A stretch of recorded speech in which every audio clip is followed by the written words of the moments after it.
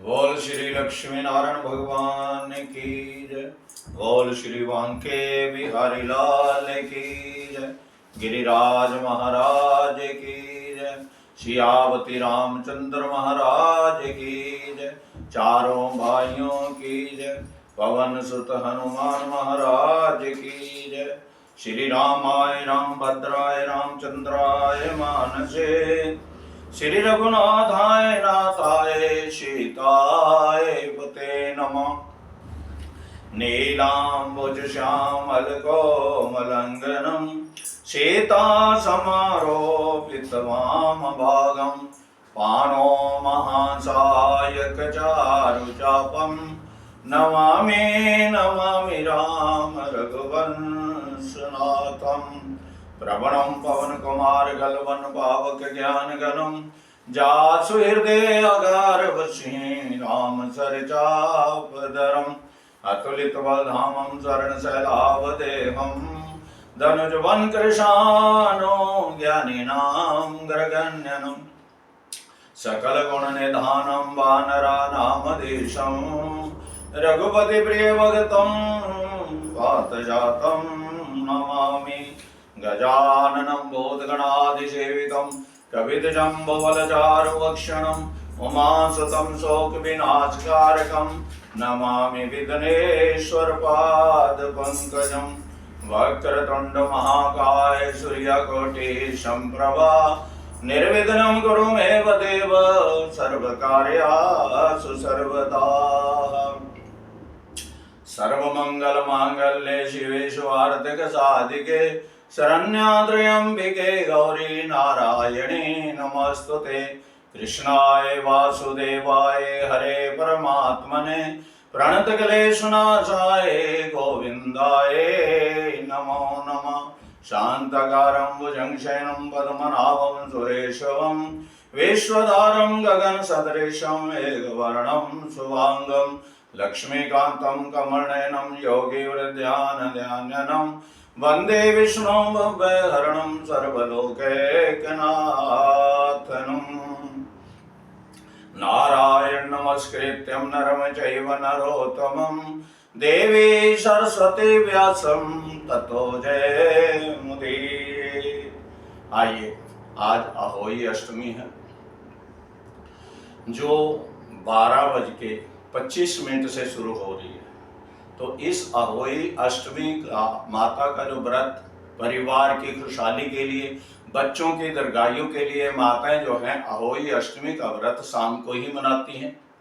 कल 11 बजे तक 11:10 तक अहोई अष्टमी है, तो इसका व्रत आज ही मनाना चाहिए, क्योंकि अहोई माता सभी को आशीर्वाद देती है, धन धान्य की वृद्धि प्राप्त करती है। परिवार और बच्चों की खुशहाली के लिए आशीर्वाद प्राप्त करना जरूरी है। और माता जी का व्रत जो है अहोई अष्टमी का व्रत आज ही माना जाएगा, क्योंकि रात्रि को अहोई अष्टमी है।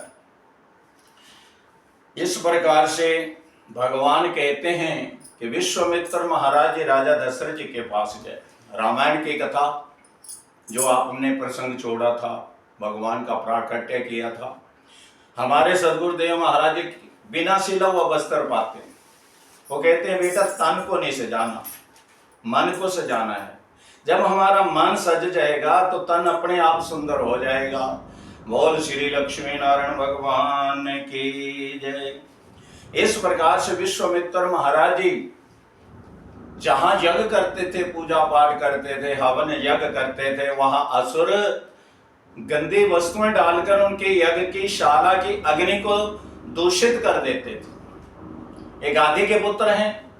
गाधी तन्य मन चिंता व्यापी हरि बिन मरहि न नेचर पापी। इसलिए भगवान ने अवतार ले लिया है। हम ब्राह्मण हैं, हम किसी को श्राप देते हैं तो हमारे पास कुछ नहीं रहता। ब्राह्मण का हाथ हमेशा आशीर्वाद के लिए उठता है, श्राप कभी किसी को नहीं देते, क्योंकि जो बुरा कर्म करता है उसका फल भगवान उसको अपने आप देंगे। तो उससे बुरा करने की इच्छा का त्याग करो। कितना भी बुरा आदमी है वो आपका बुरा कर रहा है, आपको दुख दे रहा है, आदमी आपकी आत्मा को दुखी कर रहा है, तो उससे कुछ बदले की इच्छा मत करो। भगवान सब देख रहे हैं, भगवान उसको दंड देंगे, क्योंकि कलयुग है। कलयुग में पाप अधर्म फलता है और धर्म नीचे गिरता है, पुण्य नीचे गिरता है। इसलिए विश्वामित्र कहते हैं हम इन राक्षसों को मारने के लिए समर्थ हैं, लेकिन हम इनको मारेंगे तो हमारी सारी तपस्या चली जाएगी। विश्वामित्र भगवान की जय। तो चले, सरजू जल में स्नान किया और भगवान श्री राम और लक्ष्मण भरत शत्रुघ्न जी का ध्यान किया। मैंने कल भी बताया था, लक्ष्मी माता आपके घर में सुख संपत्ति रिद्धि सिद्धि धन धान्य से परिपूर्ण करती है। काली माता आपके काल से रक्षा करती है और शारदा माता आपको वाणी देती है।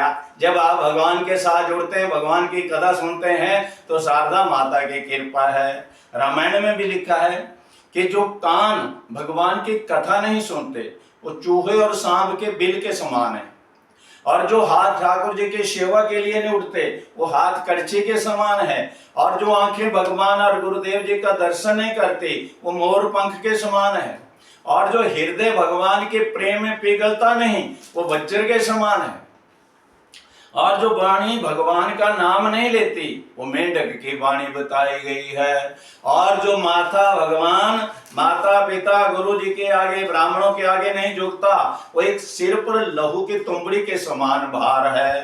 बोल सदगुरुदेव महाराज की जय, लक्ष्मी नारायण भगवान की जय।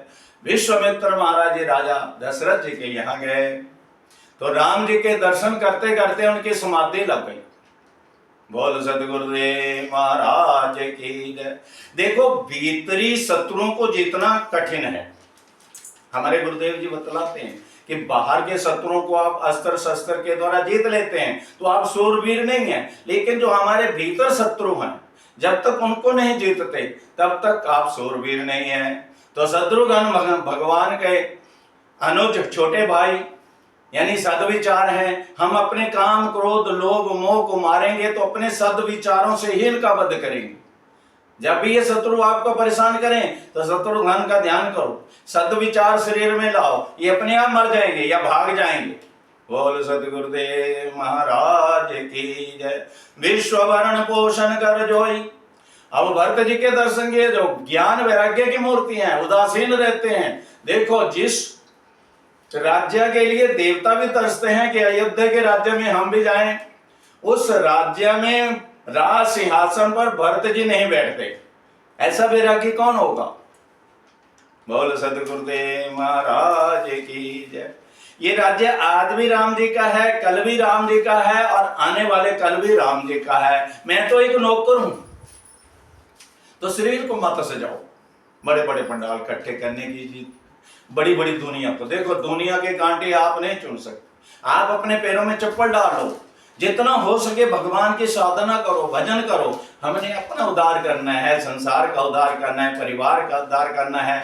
भगवान कहते हैं जहां मेरी कथा होती है और जो भक्तजन अपने घर में, कोठी में, बाग में इस कथा जी को संक्षेप में करवाते हैं, बहुत बड़ा आडंबर नहीं, आपने रस पीना है ना, उसको ऐसे भी पिया जा सकता है। इस प्रकार से भगवान ने देखा कि भरत जी ज्ञान वैराग्य की मूर्ति है, उनके दर्शन किए और सद्विचार अपने शत्रुओं को मारने के लिए समर्थ हैं। और शेष अवतार जो भूमि पर अपने भूमि को अपने शीश पर धारण करते हैं, लक्ष्मण हैं। गोस्वामी तुलसीदास जी ने एक बात बहुत सुंदर लिखी है रामायण में, उभय बीच श्री सोहई कैसे, ब्रह्म जीव विच माया जैसे। जैसे भगवान जा रहे थे तो आगे राम है, बीच में माया रूपी जानकी है और पीछे लक्ष्मण है। लक्ष्मण यहाँ पर जीव बताया है, ब्रह्म और जीव के बीच जैसे माया है। हम भगवान को प्राप्त करना चाहते हैं लेकिन बीच में माया आ जाती है। ओ लक्ष्मी नारायण भगवान की जय। बोल श्री वांके बिहारी लाल की जय। दशरथ जी ने चारों बेटों को प्रणाम करने के लिए कहा। राम जी ने भी गुरुदेव जी के दर्शन किए लक्ष्मण जी ने दर्शन किए, भरत शत्रुघ्न जी ने दर्शन, चारों बेटों को चरणों में डाल दिया। तो दशरथ महाराज जी के मन में बड़ी भारी प्रसन्नता है। आज गुरुदेव आए हैं, विश्वामित्र महाराज जी आए, आज मेरे बच्चों को आशीर्वाद मिल गया। बोलो महाराज जी, आपका आगमन कैसे हुआ? असुर समोह सतावहि मोहि, मैं याचनायो नृपतो ही। हे राजा दशरथ, ये असुर मेरे को परेशान करते हैं, हमारे को भी असुर परेशान करते हैं। अपने काम, क्रोध, लोभ, मोह, ये हर समय जीव को परेशान करते, इसलिए राम और लक्ष्मण को दे दो और मैं अपने जगह को विधि भांति भली भांति पूरा कर सकूं।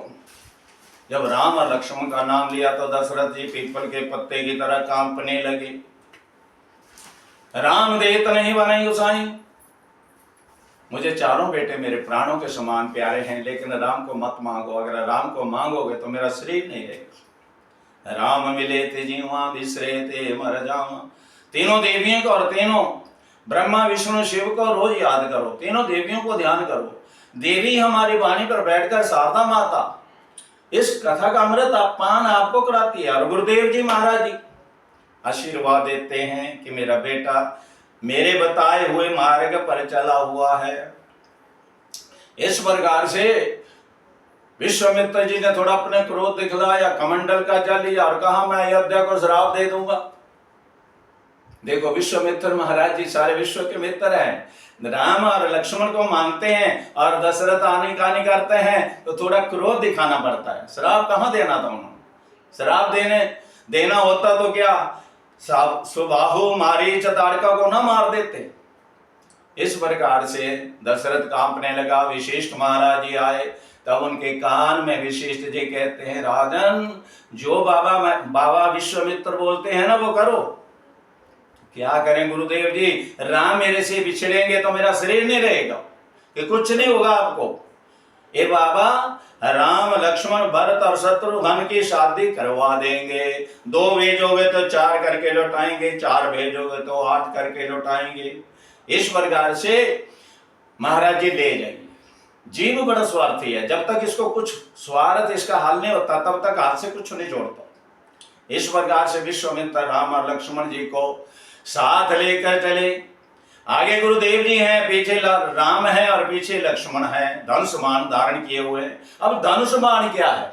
भगवान राज सिंहासन पर भी बैठे हुए हैं, लेकिन धनुष बाण को लेकर बैठे हैं। क्यों? वहां कोई शत्रु का डर है क्या? नहीं। धनुष है ज्ञान और बाण है वैराग्य। धनुष ज्ञान है, ये टेढ़ा है, तो ज्ञान पाने के लिए बहुत टेढ़ा है। और बाण सीधा है, यानी बाण वैराग्य है। अपने विज्ञान और वैराग्य से जो सुसज्जित रहता है वो सारे विश्व में भगवान का दर्शन करता है। बोल सियापति रामचंद्र महाराज की जय, सदगुरुदेव भगवान की जय। गुरु महाराज जी की वाणी के द्वारा ही इस कथा का आप रसवादन करते हैं। दक्षिण में देखो वीडियो थोड़ी बड़ी हो जाती है तो इसको पूरा सुना करो, क्योंकि आपके घर में भी कथा हो रही है।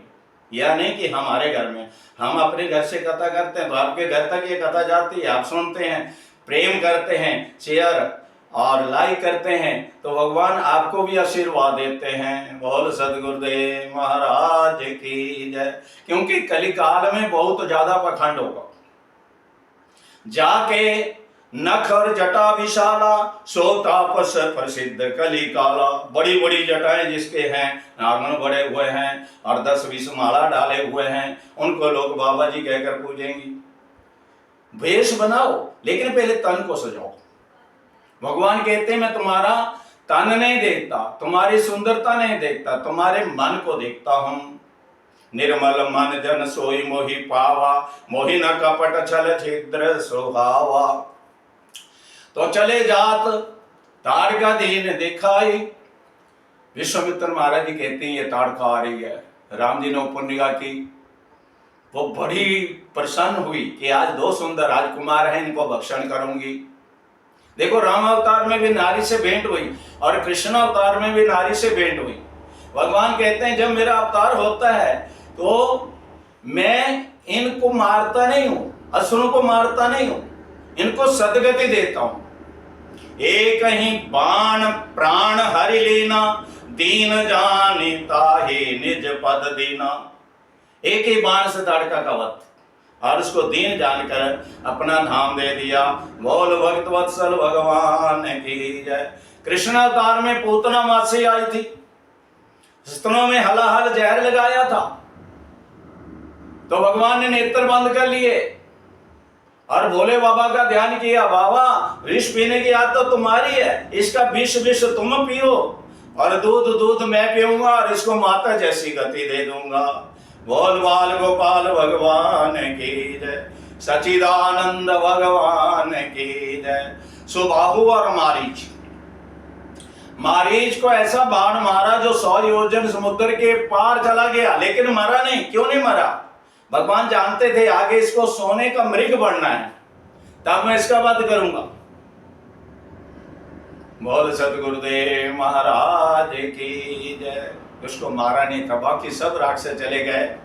अब विश्वामित्र महाराज जी हवन तो कर रहे हैं, लेकिन राम जी की और लक्ष्मण की मोहनी और सोहनी सूरती को देखकर मंत्र भूल गए। ओम स्वाहा ओम स्वाहा ओम स्वाहा ओम स्वाहा। इसका मतलब ये नहीं है कि विश्वामित्र महाराज मंत्र भूल गए, मंत्र भूलते नहीं है, लेकिन जहां भगवान यज्ञ के अधिष्ठात्र देवता स्वयं खड़े हैं, शेषावतार खड़े हैं, नारायण खड़े हैं, राम खड़े हैं, वहां मंत्र किस लिए बोले? बोल भक्त वत्सल भगवान की जय। आगे जाते हैं, संक्षेप में भागवत के 9वें स्कंद में आप राम कथा सुन रहे, रामायण की कथा सुन रहे हैं। इससे प्रेम करोगे तो आपको भगवान दीपावली के अवसर पर आपके मन में एक भक्ति का दीपक जला देंगे। बोल सियावती रामचंद्र महाराज की जय। दीपक को आप रात जलाते हैं, 2-3 घंटे में टिमटिमाकर बंद हो जाता है, लेकिन भक्ति का दीपक ऐसा है कि हर समय आपके भीतर उजाला। गोस्वामी जी ने लिखा है, राम नाम मणि दीप धरो जीव दे हरि द्वार, तुलसी भीतर बाहर जो चाहत उजियार। बोल सियावती रामचंद्र महाराज की जय।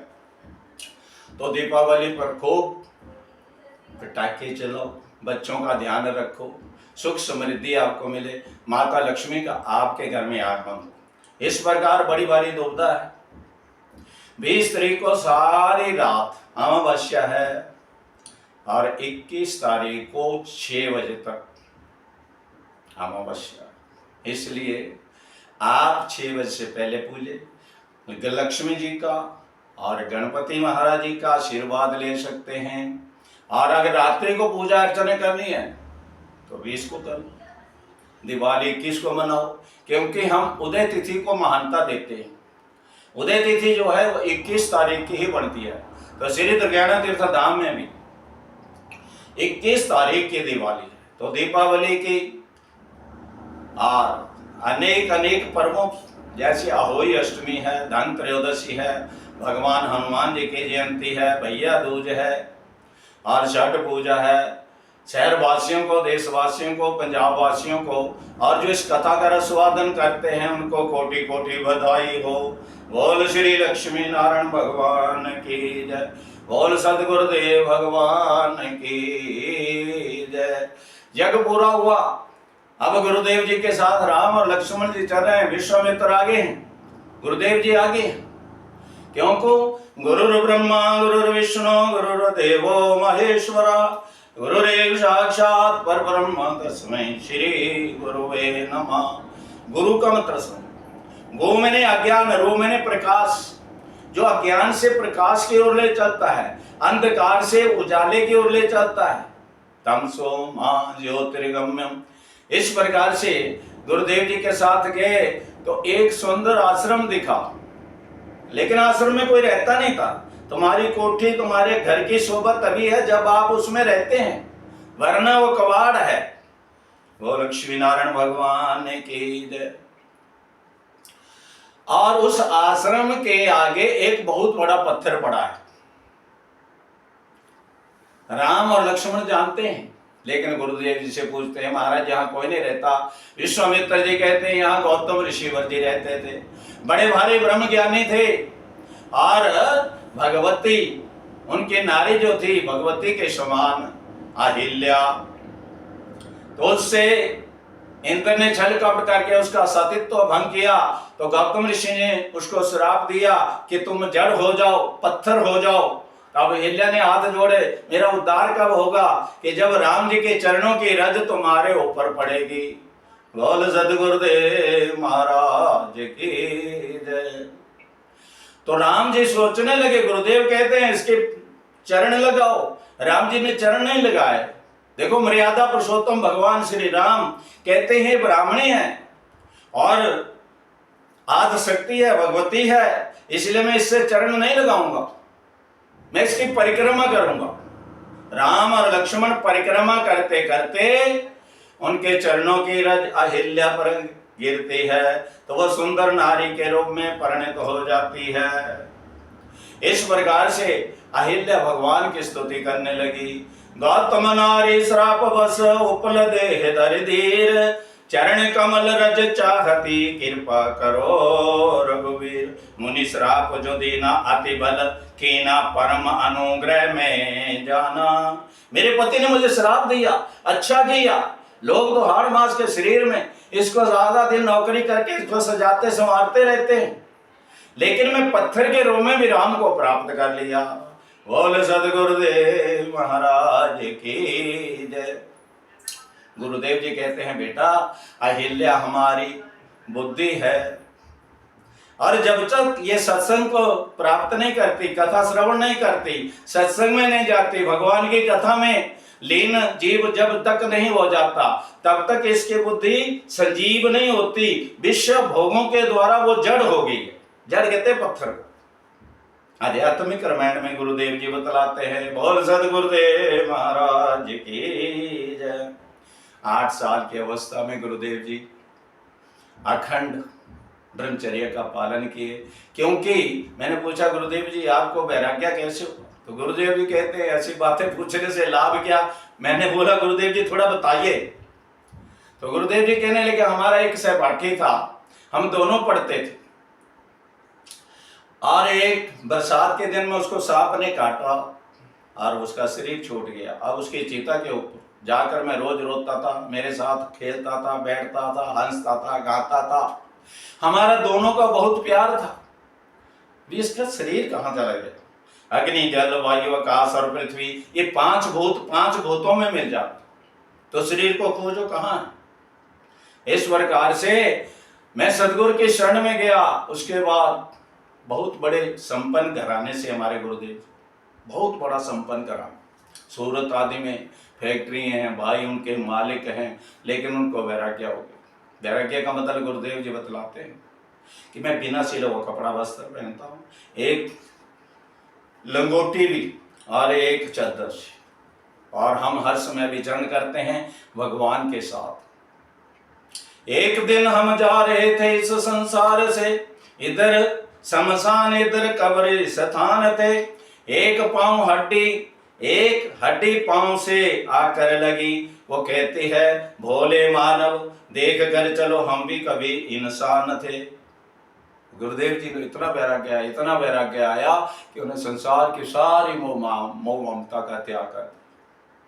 इस वेले सदगुरुदेव महाराज विदेश में कथा करने जाते हैं, लेकिन हम भक्ति का दीपक उनके बताए हुए मार्ग के द्वारा बहुत देर तक हर की पौड़ी पर, उसके बाद ठाकुर जी के चरणों में, उसके बाद भगवती शीतला माता में, उसके बाद हनुमान जी मेरे बहन का पाठ, और अपने घर में कथा कर रहे हैं। बोल सदगुरुदेव महाराज की जय। इस प्रकार गुरुदेव जी कहते हैं, ज्ञान और वैराग्य उत्तम, भरत जैसे वैरागी नहीं हुए। इस प्रकार गुरुदेव महाराज जी समझाते हैं कि हमारी बुद्धि ही अहिल्या है। जब तक आप भगवान की कथा से नहीं जुड़ते, तब तक ये संजीव नहीं होती। उठपटांग नहीं देखना है, भगवान की कथा सुननी है। जैसे आपका घर भी तीर्थ बने, और भगवान ने धन दिया तो थोड़ा सा अपने घर में ये उत्सव कराओ, हमारी कोई दक्षिणा नहीं है। हमारे जो शादी है कैशियो वाला है, ढोलक वाला है, उसको बुलाना है और साउंड का इंतजाम आपने करना है। और 7 दिन श्रीमद् भागवत महापुराण की कथा, 9 दिन श्री रामचरित्र मानस की कथा और 13 दिन शिव महापुराण की कथा आप गुरुदेव जी के मुखारविंद से श्रवण कर सकते हैं। बोल सदगुरुदेव महाराज की जय। इसी प्रकार से अहिल्या का उद्धार किया और आगे जनकपुर में गए तो जनकपुर की नारियां भगवान के रूप पर आसक्त हो गई। भगवान का सुंदर स्वरूप, मेरे सांवरे सलोने कन्हैया, 2 सांवरे हैं और 2 गोरे, लेकिन यहाँ पर एक सांवरा है एक गोरा है, 2 अभी आने वाले हैं। इसी प्रकार से जनकपुर की स्त्रियां सब भगवान के रूप पर आसक्त हो गई। तो भगवान ने कहा हम मर्यादा पुरुषोत्तम राम हैं, कृष्ण अवतार में तुम सब मेरी सखी बनेगी। बोल भक्त वत्सल भगवान की जय। और विश्वामित्र महाराज जी का स्वागत किया, अमराई में उनको स्थान दिया राजा जनक ने। मैंने कल बताया था राम रावण का दामाद, तो लड़ाई क्यों हुई, सीता लक्ष्मण की बहन तो परजाई क्यों हुई। रावण ने इतना अत्याचार किया, कथा वेद पुराण सब बंद करवा दिए। और जहां भी कथा होती भगवान का ध्यान करने वाले भक्तजन मिलते, उनको जाकर परेशान करते। और परेशान करते करते सप्त ऋषिवरों के पास गए। सप्त ऋषिवरों को भी कहा तुम भी कर दो, उनकी हत्या की। और उनका जो रक्त था लहू था वो एक घड़े में बन। देखो हमारा पाप ही हमारा बाप किसी वक्त बनकर हमारे को मृत्यु देता है। सप्त ऋषिवरों के हृदय से भरा हुआ कुंभ जब राजा रावण ने देखा तो आकाशवाणी हुई, हे रावण यही कलश तेरी मृत्यु का कारण बनेगा। तो रावण ने कहा मेरे जनकपुर में राजा जनक से शत्रुता है, इसलिए रात ही रात उस पाप रूपी घड़े को लेकर जनकपुर में गाड़ दिया। अब वहां पर अकाल मृत्यु, अकाल वृष्टि, रोग व्याधि, असमय मृत्यु बढ़ गई। तो राजा जनक जोशियों के पास गए, ब्राह्मणों के पास गए, महाराज देखो मेरे राज्य में क्या हो रहा है। अब जोशियों ने कहा आप एक सोने का हल लेकर पृथ्वी का जोहन करो तो अपने आप सब हालात ठीक हो जाएंगे। बोल सदगुरुदेव महाराज की जय। अगर ये घड़ा रावण अपनी चतुराई से जनकपुर में ना भेजता तो सीता इसकी बेटी बनती। तो इस करके ससुर और दामाद और शेषावतार हैं लक्ष्मण और भूमि की बेटी है सीता। तो भूमि का बेटा और बेटी क्या लगे, भाई और बहन। बोल सदगुरुदेव महाराज की जय। इस प्रकार से पाप अत्याचार कलयुग में बढ़ेगा। पहले धर्म की जय होती है, आजकल अधर्मी बढ़ रहे हैं, धुंधकारी कितने बढ़ रहे हैं, माता पिता की सेवा नहीं कर रहे। देखो जो जीते जी अपने शरीर का कल्याण नहीं करता, जैसे जीते जी आप किसी को अन्न जल खिलाते पिलाते हैं तो आपकी आत्मा प्रसन्न होती है। मरने के बाद भंडारे लगा दो, छबीले लगवा दो, ये तो के सत्कर्म है। लेकिन जो करना है जीते जी करो, जीवन मुक्त बनो। जीवन मुक्त उसे कहते हैं जो अपने जीते जी सारे धर्म कर लेता है। बोल सदगुरुदेव महाराज की जय। तो जनक नंदिनी किशोरी जी अपनी सखियों के साथ जनकपुर के बाग में फूल लेने के लिए आई और इधर से राम और लक्ष्मण जी भी गुरुदेव जी की आज्ञा लेकर उस पुष्प वाटिका में पहुंचते हैं। दोनों के नेत्र मिले और जानकी जी भगवान के रूप के सौंदर्य को अपने हृदय में रख। देखो रामायण खोली है, एक हमारा ये दर्शन है, रामायण के दर्शन, भागवत के दर्शन, शिव पुराण के दर्शन। और गुरुदेव जी स्वयं हमारी वाणी को शक्ति देते हैं, ज्ञान देते हैं, बुद्धि देते हैं। इस प्रकार से दोनों की भेंट हुई। जानकी जी ने भगवान के दर्शन किए और भगवान ने जानकी को अपने हृदय में रखा और लक्ष्मण को कहा, लक्ष्मण आज उस राजकुमारी, उस राजकिशोरी सीता जी के दर्शन हुए जिसके लिए महाराजा जनक ने स्वयंवर की रचना की है। देखो भगवान किसी को क्या बधाई देता है। इसलिए सभी राजा महाराजाओं को निमंत्रण दिया गया था। बोल सदगुरुदेव महाराज की जय, बोल श्री लक्ष्मी नारायण भगवान की जय, बोल सियावती रामचंद्र महाराज की जय। सभी राजा आए हुए थे। स्वयंवर में प्रतिज्ञा सुनाई गई कि जो शिव धनुष पर प्रत्यंचा चढ़ाएगा उसी से जानकी का विवाह होगा। बड़े बड़े अभिमानी राजा बैठे हुए थे। रावण को निमंत्रण नहीं भेजा था तो रावण बिगड़ने लगा। जो किसी की बेटी के कार्य में झगड़ा करता है उसे हम आज भी वैसा ही कहते हैं, रावण कहते हैं, क्योंकि बेटियां सभी की समान है।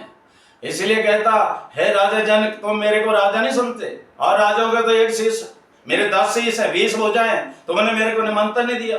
तो उन्होंने कहा झगड़ा बढ़ेगा। उन्होंने कहा मैंने मंत्री को होगा। मंत्री जी ने कहा मैंने सिपाही को आपका कार्ड शादी कार्ड भेजा था। सिपाही ने कहा महाराज मैं क्या करता, 100 योजन समुद्र तो लांगा नहीं जाता, मैंने समुद्र में कार्ड डाल दिया। अरे मूर्ख, समुद्र पता नहीं अपनी लहरों से उसको कहां ले गया। आगे से ध्यान रखना, मैं आ गया हूं। वो सहस सत एक ही बारा, लगायो ठावन टरही न टारा।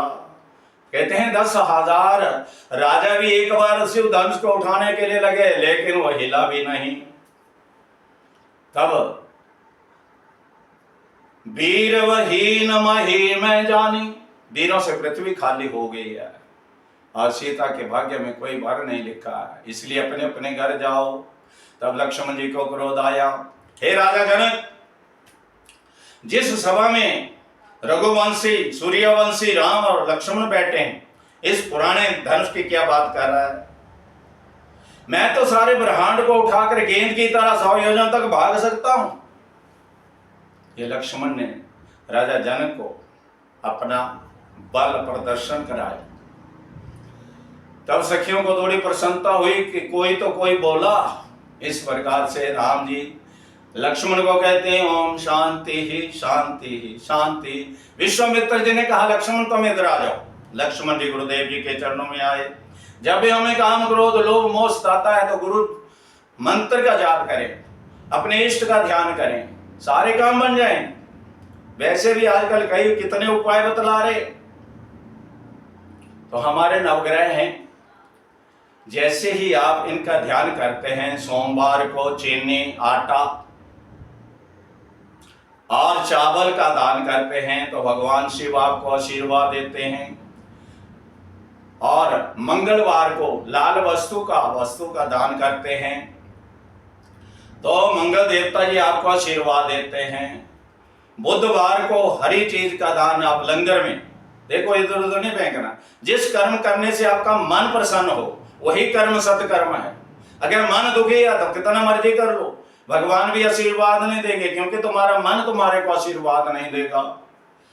वीरवार को चने की दाल, मूंगी की दाल लंगर में दे। लंगर का मतलब है पता नहीं कहां से जीव आते हैं, यात्री आते हैं, वो उस पाएंगे, उस प्रसाद को पाएंगे। जिनके घर में आपने कभी भी भोजन नहीं करना, आपके सारे ग्रह शांत हो सकते हैं। इस प्रकार से शुक्रवार को भी राजमा है, चने हैं, इनका दान करें। शनिवार को उड़द, काले माह का दान लंगर में करें। और शनि, राहु और केतु के लिए सतनाजा को पुत्रों को डालें, पक्षियों को डालें। इस प्रकार से हर एक दिन ये बार आते हैं, हर एक बार में कोई ना कोई आप उपाय करते रहें। और अमावस्या और पूर्णिमा, मैंने बताया अमावस्या को पितरों के नाम से कुछ करो, पूर्णिमा को भगवान श्री हरि के नाम से कुछ करो। पूर्णिमा को भी कथा होती है, अमावस्या को पितर प्रसन्न होते हैं। लेकिन आज विडंबना है, कई ऐसे तथ्य आ जाते हैं जिसमें जीव कंफ्यूज हो जाता है। पितरों को बाहर फेंक दो, मरे हुओं की फोटो घर में नहीं लगानी, ऐसा नहीं करना, वैसा नहीं करना। बड़ा अफसोस होता है, दुख होता है। कैसा कैसा युग आएगा। जो ऐसा कहते हैं उन्होंने भी तो किसी दिन पितर बनना है, तो उनके बेटे भी उनको बाहर फेंकेंगे फिर। वो लक्ष्मी नारायण भगवान ने की है। तो मेरी सबसे विनती है कि अपने पितरों का आदर सत्कार करें, उनको अनेक प्रकार से प्रणाम करें और उनका जो मुख है दक्षिण दिशा की ओर होना चाहिए। इस प्रकार से सदगुरुदेव महाराज समझाते हैं कि जिस परिवार में वंश में एक संत के भी माँ है, संत के भी माता पिता हैं, वो ऊपर से थोड़ा आए हैं, वो भी हमारे तुम्हारे द्वारा जैसे हमारा जन्म वैसे उनका जन्म हुआ है। इसलिए ऐसी बातें मत कहो जिससे अनहोनी हो जाए। इस प्रकार से अपने इष्ट के प्रति श्रद्धा, भगवान के नाम के साथ श्रद्धा, कथा के द्वारा भगवान कहते हैं कि इसी प्रकार से गुरुदेव जी के चरणों में राम जी गए, लक्ष्मण शांत हो गए। शांत होने के बाद गुरुदेव जी की आज्ञा हुई, उठहु राम भंजाऊं भव चापा, मेट्यों तात जनक परितापा। राम जी उठो और इस शिव धनुष को उठाओ। भगवान श्री राम जी उठे। किसी भी राजा ने शिव धनुष की परिक्रमा नहीं की थी, लेकिन राम जी ने शिव धनुष की परिक्रमा की तो भगवान शिव ने और माँ गौरा ने, माँ पार्वती ने जो आशीर्वाद दिया था, शिव के गुणों को कहा था अब इस शिव धनुष पर बैठ जाओ, वो सब उठकर भागे। क्यों भागे? कि एक नारायण एक राम हमारी परिक्रमा करें तो हमको पाप लगेगा। अब भगवान प्रणाम किए धनुष को, शिव धनुष को, शिव माँ को, शिव पार्वती को प्रणाम किए। शिव और शिवा एक रूप है। और उठावत खेंचत, पता नहीं चला कब फूल की तरह वो धनुष जब प्रत्यंचा चढ़ाने लगे तो बीच में से दो खंड हुए और पृथ्वी पर गिर पड़े। बोल सियावती रामचंद्र महाराज की जय। बड़ा भारी शब्द हुआ। भगवान परशुराम जी आए तो क्रोधी से क्रोधी भिड़े, करे क्रोध की बात, ज्ञानी से ज्ञानी मिले करे ज्ञान की बात, भक्त से भक्त मिले करे भक्ति की बात, संसार से संसारी मिले करे संसार की बात, जुआरी से जुआरी मिले करे जुए की बात। इस प्रकार से भगवान का ध्यान करते हुए भगवान परशुराम ने कहा, इस शिव धनुष को किसने तोड़ा है? तो लक्ष्मण जी बोल पड़े, गुरुदेव ये हमने तोड़ा। तो तुम मेरे शत्रु, हजार शत्रुओं के समान शत्रु हो। तो लक्ष्मण जी कहते हैं, गुरुदेव इस धनुष पर ऐसी क्या ममता थी जिसके टूटने से आप इतना क्रोध कर रहे हैं? किसी गुणी को बनाओ, जोड़ा लो। तब और क्रोध आ गया। इस प्रकार से जब बहुत ज्यादा क्रोधित हो जाता है जीव तो अपना आप भूल जाता है। यानी जब क्रोध आता है तो आप शीशे में अपना मुख देखो, आपका मुख बदला हुआ होगा। इसलिए परशुराम भगवान जी का शेषावतार लक्ष्मण जी से वार्तालाप हुआ और अनेक प्रकार से बल क्षीण होने लगा। बोल परशुराम भगवान की जय। तब भगवान श्री राम जी कहते हैं, आपके वीर भेष को देखकर हमारा अनुज भाई लक्ष्मण बोल पड़ा, लेकिन ये दूध पीने वाला बच्चा है और संत और ब्राह्मण और गुरु और ऋषि तो बच्चों को आशीर्वाद देते हैं, क्रोध नहीं करते हैं। राम नाम लघु नाम हमारा, परशु सहित बड़ नाम तुम्हारा, अपराधी मैं नाथ तुम्हारा। मैं अपराधी हूं, लक्ष्मण ने कुछ नहीं किया है, धनुष मैंने तोड़ा है। तब परशुराम भगवान जी को हृदय में चतुर्भुज नारायण जी के दर्शन होने लगे। भगवान परशुराम जी भी नारायण के अंश हैं। इस प्रकार से धीरे धीरे धीरे धीरे अपना क्रोध शांत किया और धनुष्वाण अपने जितने भी अस्त्र शस्त्र थे सब राम जी को दिए और पर्वत पर चले गए तपस्या करने के लिए। बोल भगवान परशुराम जी की जय। बोल सदगुरुदेव महाराज की जय। अब हाथों में जयमाला लेकर किशोरी जी आती है और राम जी थोड़ा लंबे हैं, लेकिन राम जी को लक्ष्मण जी ने कह दिया, भैया झुकते नहीं है, नारी के आगे झुकते नहीं है। आग शक्ति है नारी, आप झुको नहीं। तब राम जी झुके नहीं। बड़ी भारी विडंबना है, तो हार कैसे पहनाए, जयमाला कैसे पहनाई जाए। तब सभी की ओर देखा, तब सीता जी ने लक्ष्मण की ओर देखा, तुम तो मेरे भाई हो, तो मेरी कुछ सहायता करो, अब तो मेरे बाजू भी थक गए जयमाला लिए हुए। तब लक्ष्मण जी ने कहा, भैया मैं आपको प्रणाम करना चाहता हूं क्योंकि आज आपकी जयमाला होने वाली है। लक्ष्मण जी के बात सुनकर राम जी कहते तो कर लो, इसमें क्या बात है, पूछने की क्या बात है। अरे जब आपका मन प्रसन्न है भगवान के दर्शन करने के लिए तो आप उसी समय उनके चरणों में नमन कर सकते हैं। इस प्रकार लक्ष्मण जी भगवान श्री राम जी के दोनों चरणों पर गिरे, दंडवत प्रणाम किया। सारे शरीर के अंगों के द्वारा जो प्रणाम किया जाता है, 1 मिनट हुआ, 2 मिनट, 5 मिनट, 10 मिनट, लक्ष्मण उठो, इतना लंबा प्रणाम क्यों कर रहे हो। लेकिन लक्ष्मण नहीं उठ रहे। तब जैसे ही राम लक्ष्मण को उठाने के लिए झुके तो सीता ने जयमाला डाल दी। बोल सियापति रामचंद्र महाराज की जय। इस प्रकार से भगवान की आज जयमाला हुई है। सखियां जानकी जी को लेकर रोने चली गई। आगे का वर्णन कल राजा जनकपुर से दूत जाएंगे अवधपुर में, वो महाराजा चक्रवर्ती सम्राट दशरथ जी को कहेंगे कि वीर आपके बेटे वीर राम जी ने धनुष का भंजन किया है और कोई भी राजा इस कार्य को नहीं कर सका, इसलिए आप अपने कुल की रीति के अनुसार व्रत लेकर आए। देखो हमारे हिंदू धर्म में, सनातन धर्म में 8 प्रकार के विवाह, मनुस्मृति में भी 8 प्रकार के विवाह। ये है ब्रह्म विवाह, एक है निशाचर विवाह, एक है गंधर्व विवाह और एक है कि सबसे पहले अपने मन पसंद वर के साथ एक शारीरिक संबंध बनाना, गंधर्व विवाह। पिशाच जिसका जबरदस्ती शील भंग कर देना। सबसे उत्तम विवाह है ब्रह्म विवाह। तो ब्रह्म विवाह के द्वारा अपने कुल की रीति के अनुसार बड़े प्रेम से बरात लेकर आए और जनकपुर में आपका स्वागत है। इसलिए भगवान की शादी तो जयमाला के अधीन थी, वो हो गई, स्वयंवर के अधीन था, वो सब भगवान ने किया। इस प्रकार यही वाणी को विराम देंगे। भगवान की कथा है, भगवान का ध्यान करें और भगवान के नाम का जाप करें, तुम्हारे सारे काम बनेंगे। अपने इष्ट के प्रति सच्ची श्रद्धा रखो।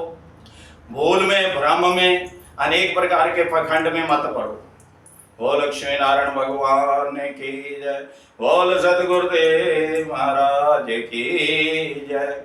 तो हे ठाकुर जी, हम आपकी कथा क्या कर सकते हैं। हमने जो आपकी कथा गुरुदेव जी की वाणी और शक्ति के द्वारा की, इसी को पूर्ण समझो और वाणी को विराम दो। ओम पूर्णमिदं पूर्णमिदः पूर्णार्ध पूर्णमिमुच्यते पूर्णस्य पूर्णमादाय पूर्णमेवावशिष्यते। सर्वे भवन्तु सुखिनः, सर्वे सन्तु निरामया, सर्वे भद्राणि पश्यन्तु, मा कश्चित् दुःखभाग् भवेत्। ओम द्यौं शान्तिः शान्तिः शान्तिः। ओम ओम ओम।